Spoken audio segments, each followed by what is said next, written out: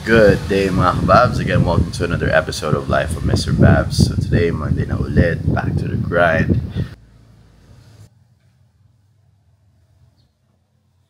Yes, good morning, sir. Anong ulam natin?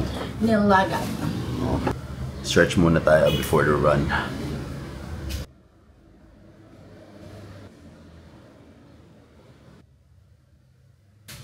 Alright, mga kababs, we'll see you guys in a bit. Ngayon nga pala, pupunta si tatay yung karpentero natin para simulan na yung lababo dun sa sisimulan natin na sa impeccable shoes at yung lababo, pintura, and stuff. So follow us throughout the day, mamay.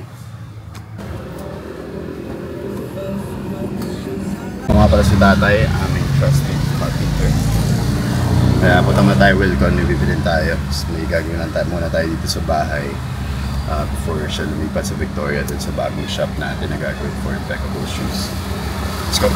Bilhin muna tayo dito sa hardware before tayo pumunta ng Wilcon kasi sarado pa. Tilan kasi may tulo yung bubong natin kaya yan. Hi Kate! Ayan o. Makikita nyo to. Mga babis, nandito na tayo sa Wilcon kasi sarado pa rin. Ang store hours nila is 8 AM. Time check, it's 7:56 pa lang. So, dyan na, pwede na tayong pumasok.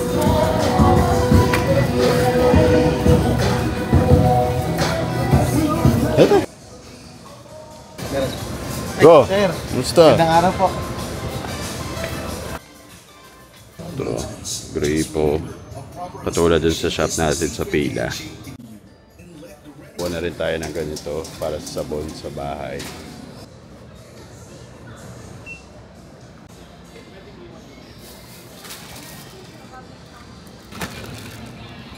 Brother, thank you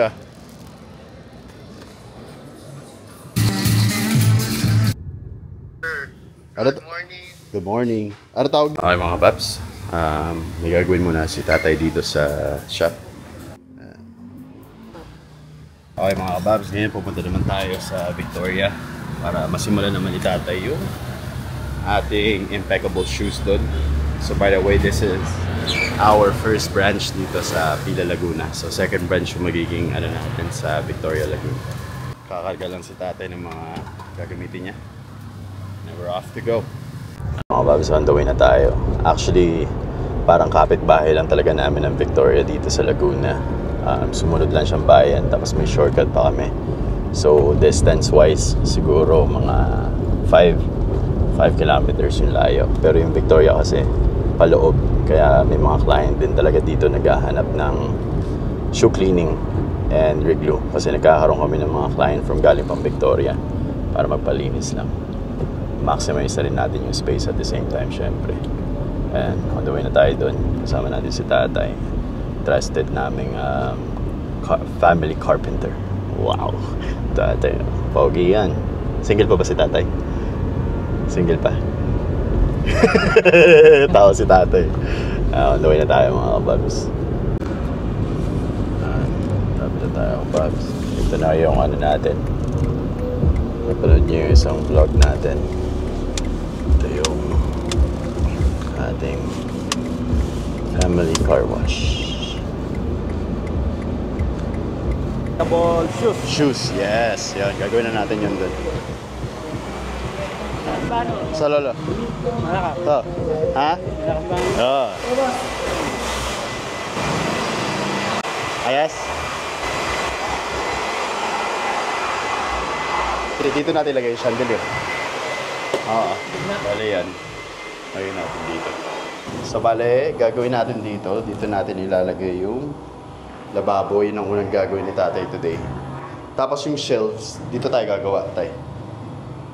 Dito. Isa, dalawa. Lagyan pa natin sa ilalim. Apat. Ayun, yun pa lang muna. Yun ang natin. Tapos repaint lang siya, tay. Konting himas lang ng patong lang. Pinamos lang. Kasi syempre dito, pasukan. Ito yung counter. Para dyan, kahit nandito yung counter, dyan nakikipag-usap yung tao. Kausapin ko sila doon. So ngayon, tapos na tayo dun sa plano para dun sa loob. Unang tatrabahuin talaga ni tatay ngayon is yung lababo.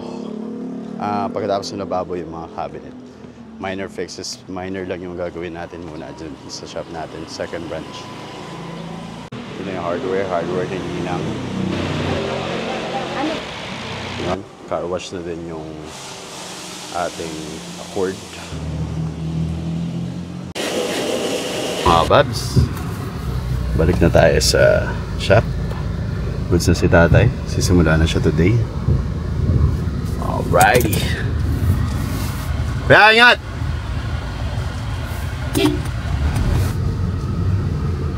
Back sa home base na tayo. Nick. Brother! Hey! Papalinis si brother sa wifey niya.